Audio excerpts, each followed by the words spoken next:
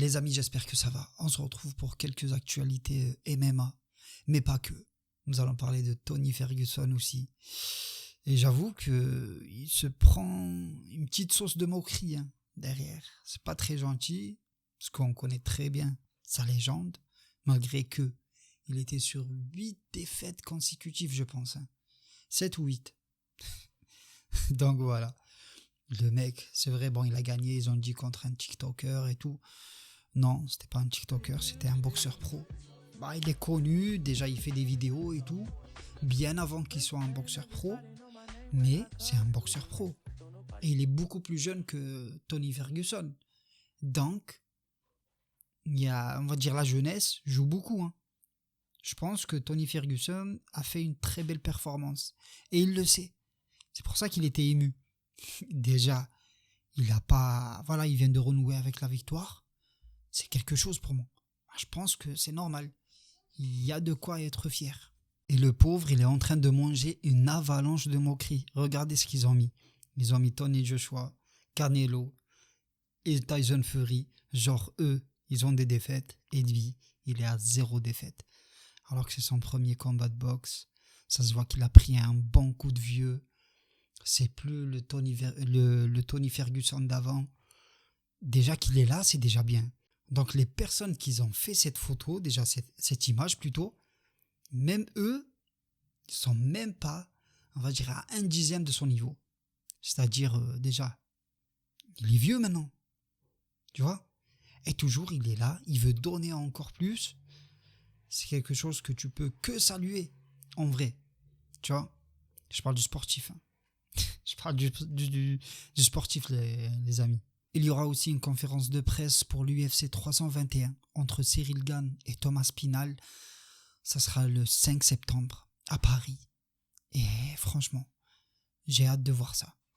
Et j'espère, franchement, bonne chance pour Cyril Gane. Je sais que ça va pas être facile. Il peut le faire, il peut le faire. Mais ça va pas être facile. En face de lui, il y a un gars qui sait à peu près tout faire. C'est vraiment un combattant complet. Pour un poids lourd, on voit pas ça très souvent. Donc, mais il peut le faire facile. Bon, pas facilement, mais il peut le faire. Franchement, je veux rester objectif. C'est très difficile, mais il peut le faire. Voilà. Il y a aussi Alex Pereira qui est en train de travailler sa défense de takedown, les amis. Voilà. Je sais pas pourquoi. Peut-être c'est pour Ankalaev. Il lui réserve une surprise. On verra, tout en sachant que il est bon en JJB. Alex Pereira. Ouah, il est bon, il est pas naze plutôt. Vous voyez? Donc là, Alex Pereira, il paraît plus sérieux. On va dire, il a pris ce combat plus sérieusement que d'habitude. Donc, est-ce que ça va suffire pour déstabiliser Ankalaev? On verra. Parce qu'Ankalaev, c'est pas un gars qui kiffe la life et tout comme Alex Pereira. Tu vois? On le voit plus au charbon que lui. Mais là, je pense que Alex Pereira, il s'est repris. Donc, est-ce que ça va donner un meilleur combat? L'avenir nous le dira. Très bientôt. On espère. Et après, rien à voir, rien à voir, les amis. Regardez ce petit, comment il switch. Regardez. C'est incroyable. C'est incroyable, les amis. Ah, je vous dis, si vous avez des enfants, mettez-les au sport. N'importe quel sport. Mettez-les au sport. C'est la meilleure façon de sauver votre enfant. Ça, je peux vous l'assurer. Ça, c'est sûr et certain. Franchement, chapeau. Chapeau. J'ai rien contre contre Paddy Pimblett. Au contraire. Mais Tsarukyan, il mérite son title shot. Putain de merde. Il mérite son title shot. Je veux rien comprendre. Parce que vraiment, on attend quoi? On attend quoi pour lui donner sa chance? Je comprends pas. Franchement, je comprends pas. Ok, contre Islam Makhachev, il a eu un problème. Mais c'est une blessure. Il a eu une blessure au dos. Voilà, il s'est remis maintenant. Il est à 100%. Je sais pas ce qu'ils attendent. Juste, ils veulent préserver Ilia Topuria. Et Ilia Topuria, il va jouer contre qui? Dustin Gaethje, c'est ça? Je pense, Je pense qu'ils vont gonfler Ilia Topuria au maximum. Après, c'est du business, vous voyez. Mais le vrai, pour moi, le vrai qui mérite de jouer son title shot contre Ilia Topuria, c'est bien Arman Tsarukyan et personne d'autre. Personne d'autre. Pour l'instant, je vois que Arman. Et là, on le met contre Paddy Pimblett. Que dire?